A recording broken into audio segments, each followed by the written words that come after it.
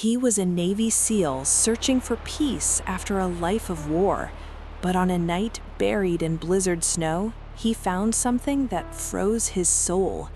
A wounded detective and her rookie partner laid down in the snow, broken and left for dead. A note beside them promised a final, merciless end. Their breath was fading into the storm, and their only hope was the one man who had come to the mountains to escape the violence that had now arrived at his doorstep. Before we begin, tell us where you're watching from, and if this story moves you, subscribe for more. The town of Silver Ridge, Colorado, showed two faces to the world.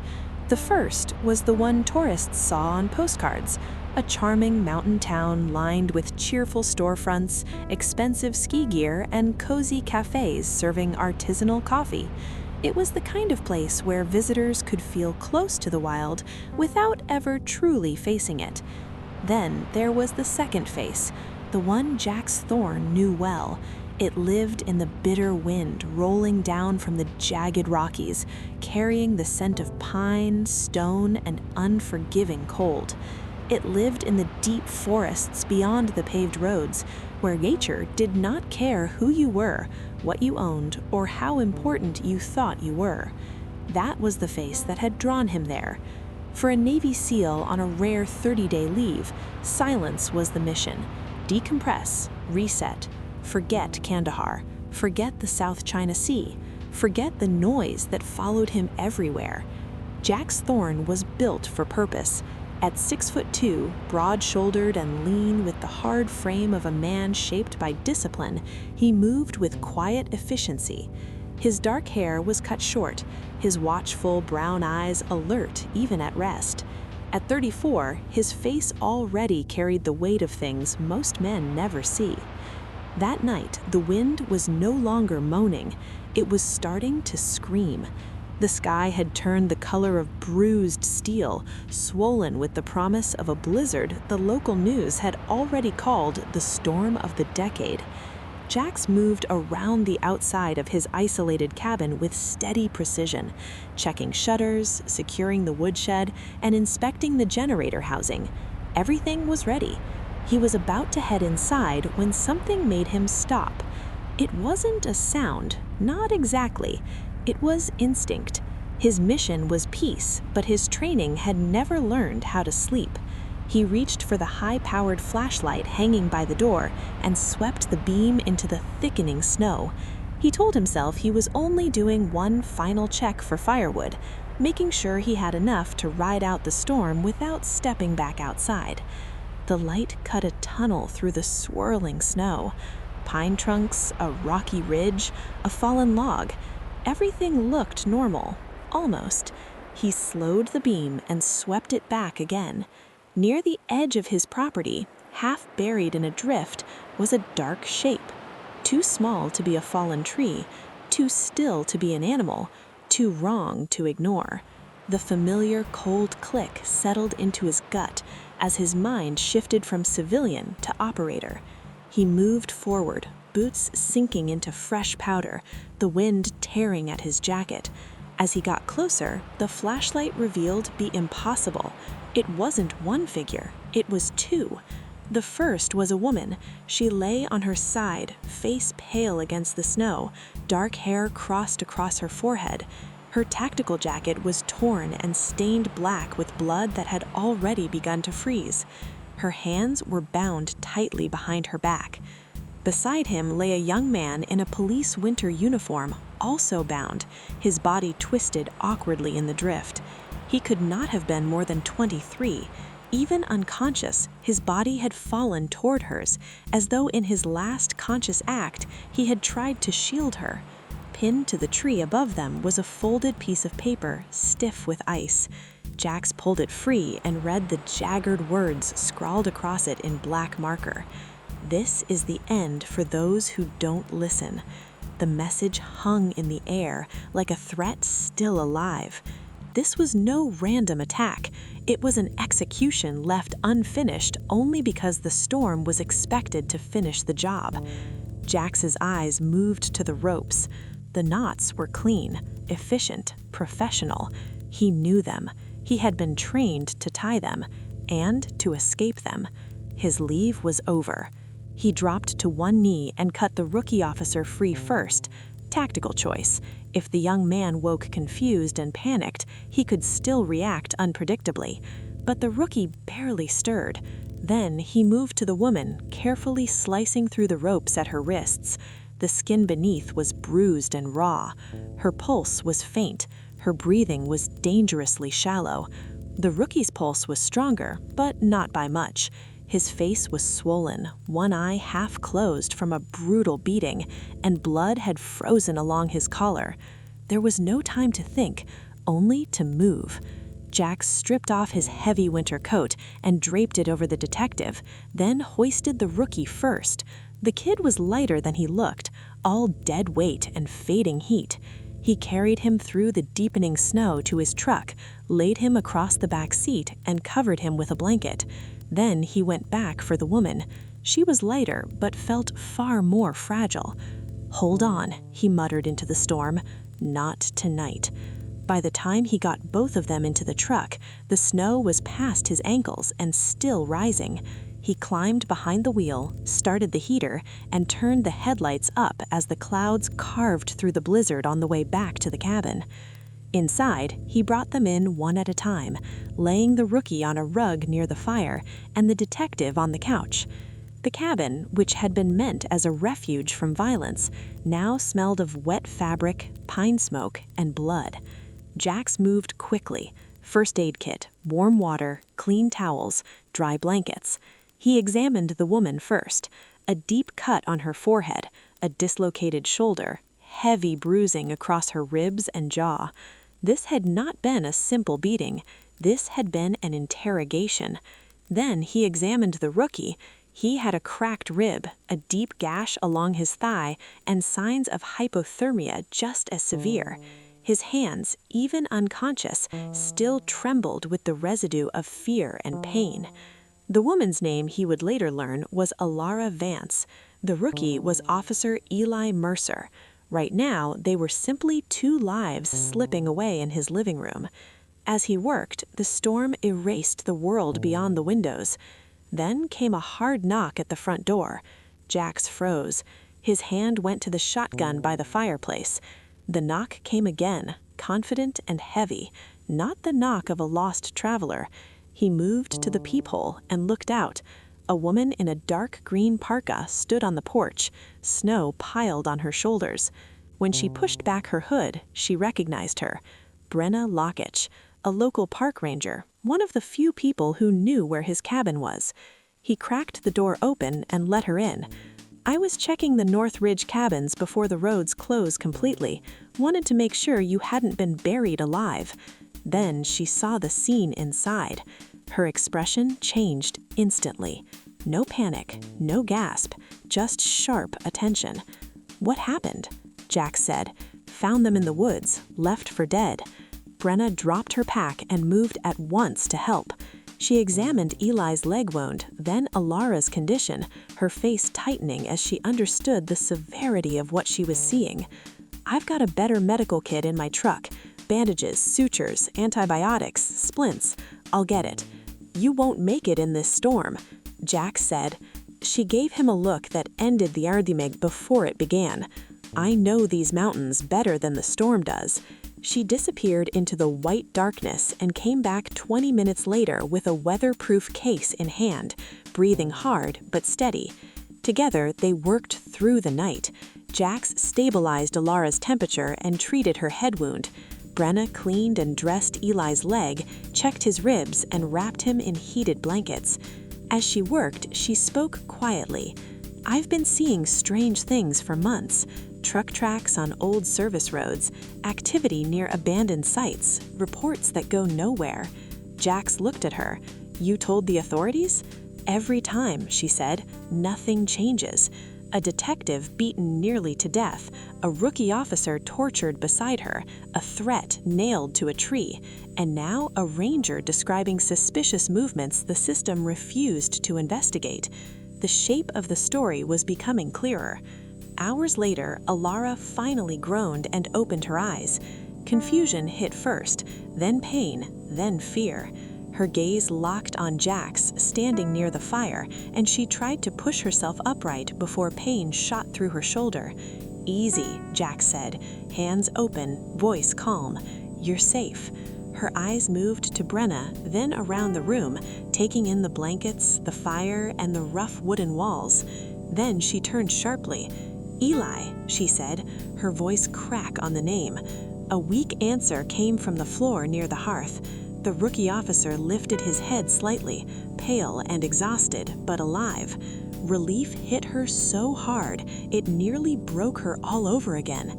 "He made it?" she whispered. "He's alive," Brenna said gently. "Barely, but he's alive."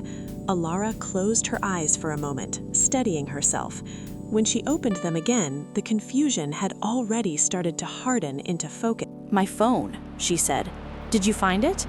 Jax shook his head. "Nothing on either of you. No phones, no weapons." Her jaw tightened. They took it. She looked at all three of them, and whatever remained of weakness in her face gave way to resolve. "My name is Alara Vance, detective, Silver Ridge Police Department. Eli Mercer is a rookie officer assigned to me." She took a breath. "For the past 8 months, I've been undercover inside a trafficking network that calls itself the Mountain Vipers." Brenna's face went still. "The trucks," she said. Alara nodded. "They move military-grade firearms, fentanyl, and chemical precursors through the park service roads. Silver Ridge is one of their transit hubs. Eli was never supposed to be with me this close to the final operation, but he got pulled in when things went sideways." She looked over at the young officer, unconscious, again from exhaustion. "He stayed with me when he should have run. That's why he ended up in the snow beside me." Her voice sharpened. "I had everything on that phone. Names, routes, schedules, pictures, recordings, enough to bury them all, including their leader." "Kane," Jax said. Alara looked up sharply. "You know the name?" "I've heard enough tonight." Her face darkened. "They knew I was coming. The meeting was a trap. They moved like trained men, not street thugs. They knew where I'd be, where my backup wouldn't be, and exactly how much time they had." She swallowed hard. "They tried to force the passcode out of me. They wanted the evidence and the names of anyone else who knew. When I wouldn't talk, they beat both of us and left us out there as a message." Silence took the room. Then Alara said the part that mattered most. "There's a leak inside SRPD, someone high enough to know my assignment and reroute support." She looked from Brenna to Jax. "And now that they know I survived, they won't stop." Jax folded his arms. "They won't find you here." It was not comfort, it was a promise. The next morning, when the storm finally broke, the world outside looked reborn in white and blue silence. But inside the cabin, tension remained. Alara wanted to return to the ambush site immediately. "The snow preserved what they left behind," she said. "We don't have much time." Brenna protested. Jax didn't. He recognized that fire. "We go, but on my terms." The three of them returned to the scene slowly, with Eli left at the cabin under blankets, too weak to move but conscious enough to insist on staying alert. At the site, they found what the Vipers had missed: a spent shell casing, a strip of black industrial tape, a burlap rag stained with chemical residue. Brenna studied the rag and frowned. "I've smelled that before, near an abandoned mine on the park's northern edge." Alara looked at Jax. "That's one of their sites." Back at the cabin, Brenna spread a topographical map across the table. The ambush site, the hidden road, and the abandoned mine all lined up. Then Eli, still weak but stubborn, spoke from the couch. "There was a warehouse," he said, "south edge of town. I saw tape like that there, freight crates, unmarked trucks." It was the first strong lead from him, and it changed the energy in the room. The rookie was not just surviving, he was part of the fight. By the following day, the cabin had become a command post. Brenna went into town to quietly dig through land records. Jax and Alara inspected the warehouse from a distance, posing as storm-stranded visitors with nothing better to do. When they regrouped that night, the truth hit like a hammer. The warehouse permits had been personally fast-tracked by Lieutenant Marcus Sterling of the Silver Ridge Police Department. Alara stared at the name. Sterling was her direct superior, the man who had recommended her for the undercover operation, the man she trusted most. The betrayal hollowed the room. Then Eli, struggling to sit upright, said something that made everyone turn. "There's more," he said. Before the ambush, while Alara had been distracted, he had hidden a small backup drive in the lining of his boot. He had done it on instinct, terrified he would get no another chance. Jax cut open the damaged boot lining. Inside was a tiny waterproof flash drive. When they loaded it into Jax's hardened offline laptop, file after file appeared. Dispatch logs, patrol reroutes, shipment manifests, burner numbers, supervisor override records. And attached to the route changes over and over was the same authorization, Lieutenant M. Sterling, badge 714. There it was, cold, direct, final. The officer assigned to protect the town had been protecting the traffickers instead. Alara went pale. Eli looked sick. Brenna sat down slowly, absorbing the weight of it. Jax did not sit at all. "He knows you're alive," Alara said quietly. The moment his men failed to report back, he knew. Jax was already moving, checking windows, locking lines of sight, preparing the cabin like a forward defensive post. No cell phones, no lights near the windows. We communicate only when necessary. That night, the first warning came from Eli. He had been half dozing near the fire when he suddenly lifted his head. "I heard something." Jax went still. Not long after, a shadow moved beyond the tree line. Then another. 6 men emerged in coordinated formation, professionals. The cabin came under attack. Jax turned the woods into a trap, stringing noise lines and improvised alarms between the trees. He spotted a tripwire and discovered a homemade explosive positioned to drive them out the back door into a kill zone. Inside, Alara took position at the front window with a shotgun. Brenna prepped bandages and gauze. Eli, pale and shaking but determined, took up a side position with Jax's backup rifle to watch the blind angle. When the first attacker tripped an alarm line, the woods exploded with movement and gunfire. Jax fired once to pin a man behind cover. Alara forced another back with controlled shots. Eli, despite his injuries, spotted a flanker slipping toward the west side and shouted the warning just in time. That one warning saved them from being overrun. In the chaos, Jax got outside, dropped one of the attackers in a snare trap, and dragged him back into the cabin, alive. His name was Rico, and once the shooting stopped and the others pulled back into the woods, Rico became the key. The interrogation did not need violence. Alara gave him the truth instead. "We know about the shipments, the warehouse, Sterling." At the mention of Sterling, Rico flinched. That told them everything. When Jax finally asked the question that mattered most, Rico broke. "The man at the top," Jax said. "Who is it?" Rico lowered his eyes. "Kane." Then Alara made the call she had been holding on to since the storm. Not to local police, to the DEA. The contact on the other end was Agent Corbin Vance, her older brother. She told him everything in short, controlled bursts. The ambush, Sterling, the evidence, Kane, the cabin. Corbin listened, then answered with the same iron in his voice she'd grown up with. "Stay where you are. Trust no one local. I'm coming with a team." They were no longer alone, but they didn't have enough time for a clean operation, so they made a dangerous choice. Using numbers from the seized data, they sent false intel through the Viper's own network, word that a rival crew planned to intercept the next major shipment. Then they offered a safer alternate exchange point, a narrow canyon, one way in, one way out, a perfect trap. 2 nights later, the canyon became a battlefield. Jax took the high ridge with a suppressed rifle. Alara crouched near the entrance with Corbin's arriving DEA team. Brenna had returned as well, helping guide the agents through the terrain. Eli, injured but refusing to be left behind, remained with the secondary team, monitoring the far end and relaying movement. Then the trucks came. Kane stepped out first, tall, gaunt, and empty-eyed. Sterling stepped beside him, and with them came something none of them had expected. 3 children, each carrying heavy duffel bags.